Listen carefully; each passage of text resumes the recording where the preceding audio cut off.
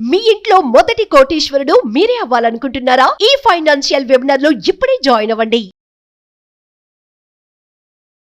నమస్తే అండి. నమస్తే. రమ్మ, నాకు తెలిసిన ఒక అంకుల్ రిటైర్మెంట్ అయిపోయారు. సో రిటైర్మెంట్ అయితే ఆబ్వియస్లీ డబ్బులు వస్తాయి. అవును. మంచి వాళ్ళు ఏం చేస్తారు అంటే, మంచి వాళ్ళు ఏం చేస్తే దాన్ని ఇంకా ఎక్కువ సంపాదించాలి అన్న ఉద్దేశంలో ఆ అంకుల్ ఏం చేశారంటే స్మాల్ క్యాప్ లో పెట్టారు. ఓకే. అక్కడ నుంచి SWP తీసుకున్నారు. Okay. అయితే ఇప్పుడు అది లాస్ చూపిస్తుంది. ఆ వయసులో రిస్క్ తీసుకోవడం అనేది చాలా కష్టం. అవును. పాపం ఎన్నో ఏళ్ళ కష్టం అది. ఆ కష్టార్జితం ఒక్కసారి అలా పెట్టి ఆ SWP తీసుకుంటే లాస్ చూపిస్తే వాళ్ళ పరిస్థితి ఏంటి? ప్యానిక్లోకి వెళ్ళిపోతారు. ఇలాంటి వాళ్ళు చాలా మంది ఉంటారు రమ్మ. అవును. అలాంటి వాళ్ళకి మీరు ఎలాంటి సజెషన్స్ ఇస్తారు? ఇది చాలా పెద్ద ప్రాబ్లం రాదా. చాలా మంది యూట్యూబ్లో కానీ ఇక్కడ కానీ SWP చేసుకోండి, ఇందులో పెట్టుకోండి, స్మాల్ క్యాప్లో పెట్టుకోండి అని రాంగ్ ఇన్ఫర్మేషన్ ఇస్తున్నారు. అసలు SWP అన్నది ఒక అడ్వైజర్ లేకుండా చేయకూడదు. బట్ ఏంటంటే అడ్వైజర్ దగ్గరికి వెళ్తే వాళ్ళు ఎక్కువ ఛార్జ్ చేసేస్తారేమో, లేకపోతే రాంగ్ చెప్తారేమో, ఒక నమ్మకం లేకుండా వీళ్ళు ఇన్వెస్ట్మెంట్ చేస్తుంటారు. ఇలా చేసేటప్పుడు వీళ్ళు చేసే మిస్టేక్స్, ఇప్పుడు మీరు అన్నట్టు స్మాల్ క్యాప్లో SWP అస్సలు చేయకూడదు. ఇది నేను చాలాసార్లు చాలా క్లియర్గా చెప్పాను. బట్ ఈసారి నేను కంప్లీట్లీ ఒక కేస్ స్టడీ అంటే ఎక్సెల్లో చూపిస్తాను. అప్పుడు అర్థమవుతుంది అందరికీ ఎందుకు స్మాల్ క్యాప్లో SWP చేయకూడదు అన్నది. అండ్ SWPకి వచ్చేటప్పటికి ఎక్కువ మంది రిటైర్మెంట్ వచ్చిన అమౌంట్ వాళ్ళే ఉంటారు, రిటైర్డ్ వాళ్ళే ఉంటారు. వాళ్ళకున్న ఒకే ఒక్క సోర్స్ అది. ఆ సోర్స్ని తీసుకెళ్ళి ఆ టైంలో ఆ ఏజ్లో రిస్క్లో పెట్టుకుంటే ఏమైనా జరిగితే బోత్ హస్బెండ్ అండ్ వైఫ్ పరిస్థితి ఏంటి? అది కరెక్ట్. సో ఇది చాలా అంటే అందరూ ఆలోచించాలి ఈ విషయంలోని. ఏ ఏజ్లో ఎంతవరకు మనం రిస్క్ తీసుకోవచ్చు అన్నది చాలా ఇంపార్టెంట్ అయిన కాన్సెప్ట్. ఇది తెలియకుండా SWP చేసేటప్పుడు అందరూ రిటైర్మెంట్, ఎస్పెషల్లీ రిటైర్మెంట్ వచ్చిన తర్వాత ఆ ఫండ్ తీసుకొచ్చి SWP చేసుకునేటప్పుడు మాత్రం ఒక అడ్వైజర్ దగ్గరికి వెళ్ళి ఒక సజెషన్ తీసుకొని చేసుకోండి. అది కాకుండా చేసుకుంటే మాత్రం మొత్తం వచ్చిన డబ్బులు అన్నింటినీ లాస్ అయిన తర్వాత ఎవ్వరం ఏం చేయలేము. అందులో ఏంటంటే ఆ ఏజ్కి వచ్చేసరికి వాళ్ళకి ఆధారమే ఆ డబ్బులు అయిపోతాయి. ఆ డబ్బులు ఉంటేనే ఇంట్లో వాళ్ళు చూసుకుంటారు అన్న ధైర్యంతోనే వాళ్ళు ఉంటారు. అదొక స్ట్రెంగ్త్ వాళ్ళకి. అవును. ఈ మిస్టేక్ చేసి ఉన్న డబ్బులు పోగొట్టుకుంటే మాత్రం ఆ ఏజ్లో చాలా సఫర్ అయ్యి ఇంట్లో వాళ్ళ నుంచి కూడా వాళ్ళు బ్లేమ్ కావాల్సి వస్తుంది. 100% కదా. ఇంట్లో వాళ్ళు బ్లేమ్ తీసుకోవాలి, వీళ్ళ హెల్త్ మీద ఇంపాక్ట్ ఉంటుంది ఖచ్చితంగా. అన్ని వైపులా కూడా అది చాలా పెద్ద ఇంపాక్ట్ ఉంటుంది. సో మనం ఏజ్ పెరిగే కొద్దీ రిస్క్ ని తగ్గించుకుంటూ రావాలి. అలాగని చెప్పేసి FDs లో పెట్టుకున్నాం అనుకో, ఏం జరుగుతుందంటే మనం పెట్టిన క్యాపిటల్ పెట్టినట్టే ఉంటుంది, మనకు ఓన్లీ వడ్డీలు వస్తుంటాయి. సో ఇప్పుడు వడ్డీ సరిపోదు ప్రతి ఒక్కరికి. ఆ వచ్చే వడ్డీని వాళ్ళ సర్వైవల్కి సరిపోదు. సో ఆ తర్వాత వచ్చే క్యాపిటల్తో పని ఏంటి? కొందరు ఉంటారు కేవలం ఈ డబ్బుల మీద బతుకుతారు, వాళ్ళ పిల్లలకి డబ్బులతో అవసరం లేదు. అలాంటప్పుడు వీళ్ళకి ఎక్కువ అమౌంట్ ఇచ్చుకునే ఆప్షన్ ఉండాలి కదా. అది మనకి FDsలో ఉండదు, అది SWP ద్వారా మ్యూచువల్ ఫండ్స్లోనే జరుగుతుంది. కాకపోతే అలా ప్లాన్ చేసుకోవాలన్నా, నార్మల్ SWP ప్లాన్ చేసుకోవాలన్నా అందరికీ కావాల్సింది ఒక అడ్వైజర్ హెల్ప్ అన్నమాట. అప్పుడు వాళ్ళకి కరెక్ట్ అయిన సొల్యూషన్ ఇవ్వగలరు. SWPలోని మనం 4% తీసుకోవచ్చు, 8% వరకు కూడా తీసుకోవచ్చు, 10% వరకు కూడా తీసుకోవచ్చు, dependent on other person requirement. ఇప్పుడు నా తర్వాత నా ఫ్యామిలీకి డబ్బులతో పని లేదు అనుకునేటప్పుడు ఒక టైప్ ఆఫ్ ప్లానింగ్ ఉంటుంది. నా తర్వాత ఫ్యామిలీకి డబ్బులు అవసరం ఉంటుంది అనుకునేటప్పుడు ఇంకొక టైప్ ఆఫ్ ప్లానింగ్ ఉంటుంది. ఈ అనాలిసిస్ చేయడం ఎవరికి వాళ్ళకి కష్టం కాబట్టి అడ్వైజర్ హెల్ప్ కావాలి. సో నేను మళ్ళా చెప్తున్నానండి, మనం అడ్వైజర్ దగ్గరికి వెళ్తే ₹1 డబ్బులు పోతాయి అని చెప్పి ఉచితంగా యూట్యూబ్లో చూసి ఉన్నది కాస్త పోగొట్టుకోవడం కన్నా అడ్వైజర్స్ని కంపల్సరీ కలవండి. వీటి గురించి మాత్రం మీకు ఏ డౌట్స్ ఉన్నా కూడా రమా రాజేష్ వెబినార్ ఎలాగో ఉంది కాబట్టి కింద స్క్రోల్ అవుతున్న నెంబర్కి ఖచ్చితంగా మీరు కాల్ చేసి అటెండ్ అవ్వండి. ₹10 కోసం చూసుకుంటే కొన్ని వేలు లక్షలు పోతాయి. అవసరమా? కరెక్ట్. సో మంచి అడ్వైజర్ ఇంపార్టెంట్. అవును. అండ్ మనం అనుకున్నట్టు కేస్ స్టడీ నేను ఎట్లా తీసుకుంటున్నానంటే, ఎవరో 1995 నుంచి ఇన్వెస్ట్ చేశారు ఒక 10 years పాటు. వాళ్ళకి ఇంత అమౌంట్ వచ్చింది. ఆ అమౌంట్ తీసుకెళ్ళి అంటే ఏ ఫండ్లో అయితే ఇన్వెస్ట్ చేస్తారో ఆ ఫండ్లోనే తీసుకెళ్ళి ఇన్వెస్ట్ చేస్తే పరిస్థితి ఏంటి అన్న పాయింట్లో నుంచి నేను ఎక్స్ప్లెయిన్ చేస్తాను. సో దట్ ఒక క్లారిటీ వస్తుంది. ఇప్పుడు నాలా ఎవరో చాలా మంది ఎప్పటి నుంచి ఇన్వెస్ట్ చేస్తూ ఉంటారు, ఫ్యూచర్లో వచ్చిన డబ్బుల్ని అందులోనే కంటిన్యూ చేయాలా వద్దా అనుకుంటాం. యాజ్ ఎ అడ్వైజర్ కానీ లేకపోతే నార్మల్గా కూడా మనం ఇన్వెస్ట్మెంట్ లాంగ్ పీరియడ్కి ఉండేటప్పుడు small cap fund, mid cap fund suggest చేసుకుంటాం. సో అలా ఒక స్మాల్ క్యాప్ ఫండ్, ఇది top performing small cap fund. ఆ ఫండ్ ఒరిజినల్ డీటెయిల్స్ ఇవి, అంటే as per SEBI rules fund name చూపించకూడదు కాబట్టి నేను ఫండ్ నేమ్ చూపించట్లేదు. బట్ ఇది top performing small cap fund. దాంట్లో ఒక 10,000 ఎస్ఐపి చేశారు అనుకుందాం. సో అది 10 ఏళ్ళు చేశారు. ఓకే, ఒక 10 years పాటు ఎస్ఐపి చేసినప్పుడు అందరికీ తెలుసు, ఎస్ఐపిలోని ఇక్కడ నేను జస్ట్ మార్క్ చేశాను, అంటే మనకి ఎస్ఐపి యూనిట్స్ అనేవి అంటే నెట్ అసెట్ వాల్యూ పడినప్పుడు మనకి ఎక్కువ యూనిట్స్ పెరుగుతాయి. ఓకే, అలాగే ఎన్ఏవి పెరిగినప్పుడు యూనిట్స్ తగ్గుతాయి. ఎలా చూసుకున్నా కూడా మనకి ఫైనల్ వాల్యూ పెరుగుతుంది. ఎందుకంటే ఇప్పుడు మనం ఇక్కడ చూసినప్పటికి ఇక్కడికి చూడండి ఎన్ని యూనిట్లు పెరిగాయి.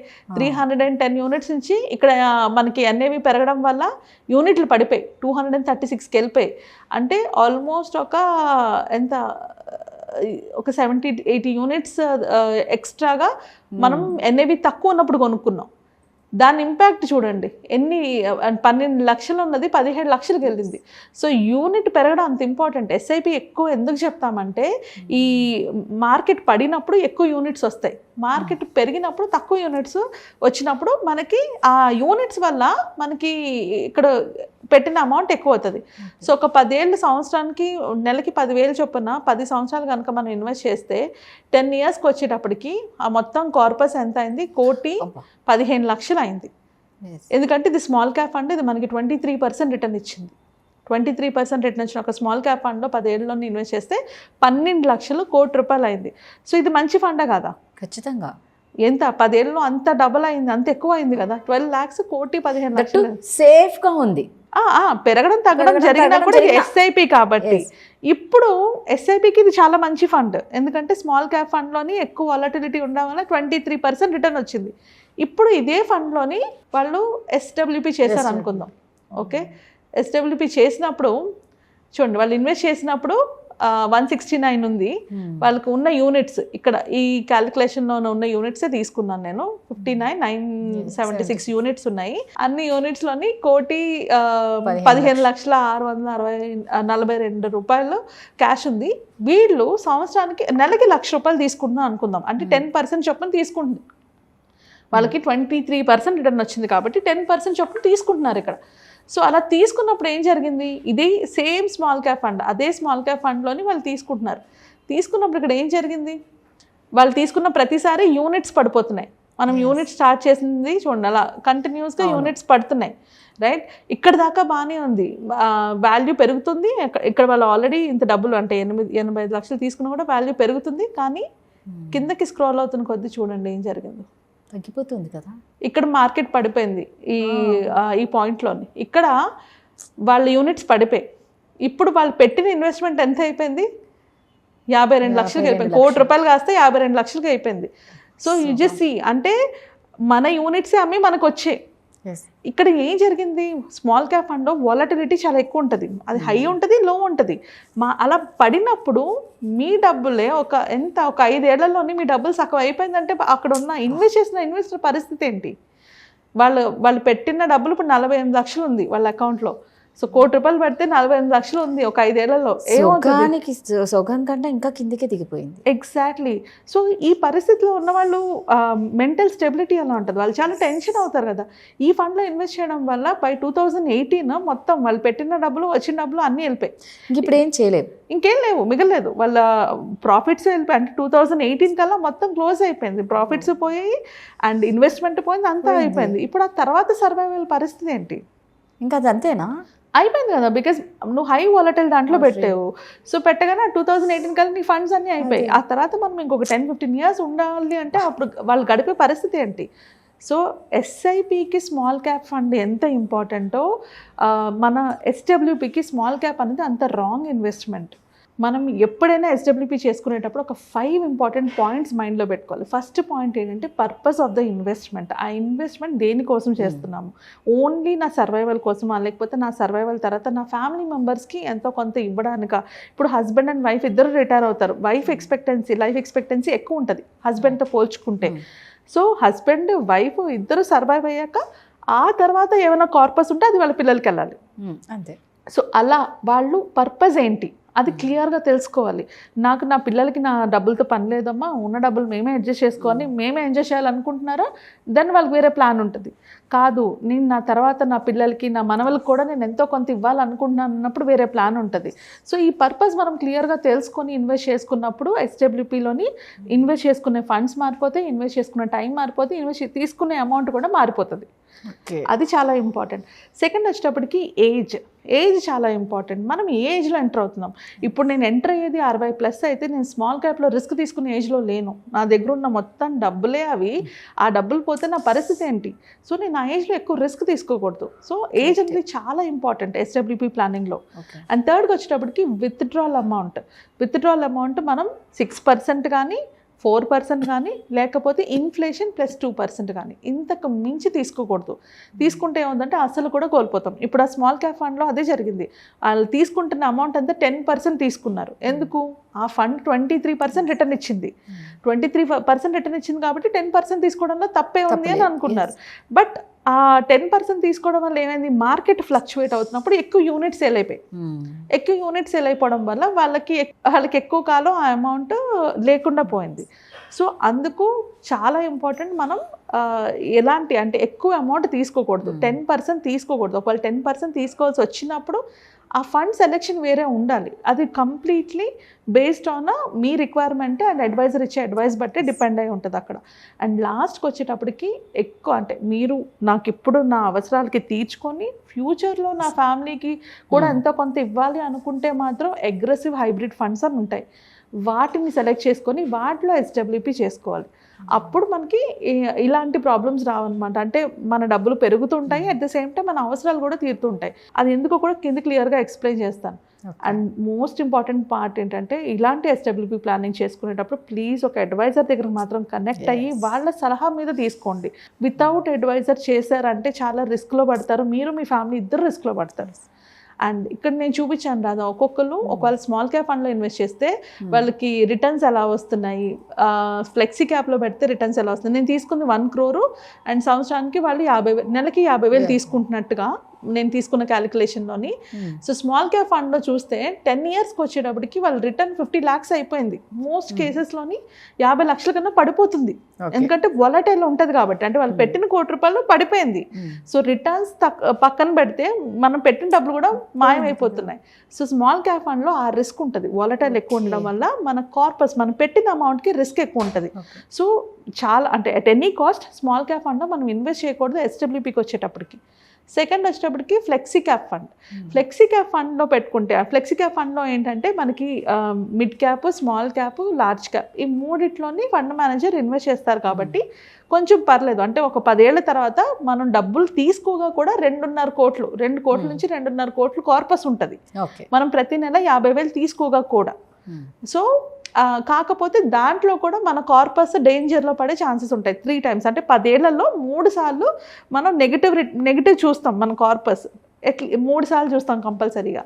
సో అందుకు అది కూడా స్టిల్ డేంజరే. బట్ మిగతా వాటితో పోల్చుకుంటే ఫ్లెక్సీ క్యాప్ అనేది ఒక బెటర్ ఆప్షన్. నెక్స్ట్కి వచ్చేటప్పటికి అగ్రెసివ్ హైబ్రిడ్ ఫండ్. ఇది కూడా మనకి 2 కోట్ల నుంచి 2.5 కోట్ల వరకు మనకి విత్డ్రా చేసుకోగా కూడా మన దగ్గర అమౌంట్ ఉంటుంది. అండ్ ఈ 10 yearsలో కూడా కార్పస్ కేవలం 1 time మనం పెట్టిన అమౌంట్ కన్నా తక్కువకి వెళ్ళింది. ఓన్లీ వన్స్, ఒకసారి మనం పెట్టిన అమౌంట్ అంటే మనం పెట్టిన ₹1,00,00,000 కన్నా తక్కువకి వెళ్ళింది. అది 94 lakhsకి వెళ్ళింది అంతే. So the safest investment option for SWP is aggressive hybrid funds. And మనకి రిటర్న్స్ కూడా బాగానే వచ్చాయి. సిమిలర్ టు ఫ్లెక్సీ క్యాప్ లాగా రిటర్న్స్ వచ్చాయి. అంటే నేను ప్రతి నెల డబ్బులు తీసుకోగా కూడా నాకు అమౌంట్ వచ్చింది. పోనీ నేను చెప్పాను కదా, మీరు చెప్పారు కదా మేడం రిస్క్ ఎక్కువ వద్దని, నేను తక్కువ రిస్క్ ఫండ్లో పెట్టాను అనుకో, అప్పుడు చూడండి, అప్పుడు 1.19 పెద్ద రిటర్న్స్ రాలేదు. ఎందుకంటే రిస్క్ ఎక్కువ లేదు కాబట్టి రిటర్న్స్ ఎక్కువ రాలేదు. కానీ మన కార్పస్ నెగిటివ్లోకి ఎన్నిసార్లు వెళ్ళిపోయింది? 7 times వెళ్ళిపోయింది. సో అలా చూసుకున్నా కూడా రిస్కే. అంటే మనం ఎస్డబ్ల్యూపీ చేసుకునేటప్పుడు ఎక్కువ రిస్క్ తీసుకోకూడదు, తక్కువ రిస్క్ కూడా తీసుకోకూడదు. 2 డేంజరే. మనం మీడియంలో చూసుకోవాలి. ఆ మీడియంలో చూసుకోవాలంటే అగ్రెసివ్ కానీ ఫ్లెక్సీ క్యాప్ కానీ. సో ఇవన్నీ జనాలు చేసుకోలేరు కాబట్టి ఒక అడ్వైజర్ దగ్గరికి వెళ్తే వాళ్ళు గైడ్ చేస్తారు. అదే డెట్ ఫండ్స్ చూస్ చేసుకున్నాం అనుకో, 10కి 10 సార్లు నెగిటివ్ రిటర్న్స్కి వెళ్ళిపోయింది. బట్ రఫ్గా మనకి 1.19 crores అయితే ఉంటుంది. బట్ ప్రతిసారి మన అమౌంట్ నెగిటివ్ రిటర్న్స్లోకి వెళ్ళడం మనం చూస్తే ఏమవుతుంది? అయ్యో ఇదేంటి నెగిటివ్లో ఉంది టెన్షన్ వస్తుంది కదా. సో అందుకనే SWP చేసుకునే మల్టిపుల్ మెథడ్స్ ఉంటాయి. ఓన్లీ అగ్రెసివ్ హైబ్రిడ్ ఫండే కాదు, చాలా మెథడ్స్ ఉంటాయి. బట్ ఆ మెథడ్స్ నేను ఇక్కడ చెప్తే తెలియని వాళ్ళు దాన్ని ఇంప్లిమెంట్ చేస్తారు. అందుకని నేను మెథడ్స్ చెప్పట్లేదు, చాలా మెథడ్స్ ఉంటాయి SWP చేయడానికి. ఒక గైడెన్స్, ఒక సపోర్ట్తో వెళ్తే మీ మనీ సేఫ్ అండ్ మీకు కావాల్సిన మీ గోల్ కూడా రీచ్ అవుతారు. సో ఇవన్నీ చూపించడానికి రీజన్ ఏంటి అంటే, రాంగ్ వేలోని మిగతా యూట్యూబ్లో వాటిలో చూపించినవి చూసుకొని ఇన్వెస్ట్ చేస్తే మనం అసలుకే మోసం వస్తుంది. ఒక ప్రాపర్ గైడెన్స్తో ఇన్వెస్ట్ చేసుకుంటే యాక్చువల్లీ కోట్లు సంపాదించవచ్చు. మనకు కావాల్సిన డబ్బులు మనం తీసుకొని కూడా కోట్లు సంపాదించవచ్చు SWPలోని. కాకపోతే మనం ఒక ప్రాపర్ గైడెన్స్ ద్వారా వెళ్ళాలి. ఆల్రెడీ మంచి అడ్వైజర్ అంటే రమా రాజేష్ గారు చాలా చక్కగా చెప్తారు. తనని మీరు పర్సనల్గా కూడా కాంటాక్ట్ అవ్వచ్చు. సో మీ డబ్బుల్ని మీరు లార్జ్ అమౌంట్లో చక్కగా మేము కూడా కోట్లు సంపాదించాలి, మేము ఎక్కడ పెట్టాలి, ఏ ఏజ్లో పెట్టాలి, ఎలాంటి పెట్టాలి, ఇలాంటి బోల్డ్ అన్ని క్వశ్చన్స్కి ఆన్సర్, మీకు ప్రాబ్లం ఏదైనా వస్తే ఒక సొల్యూషన్ ఇచ్చేది అడ్వైజర్స్ మాత్రమే. సో రమా గారిని మీరు కాంటాక్ట్ అవ్వండి, పర్సనల్గా కూడా తను అన్నీ చెప్తారు. Thank you Rama. Thank you.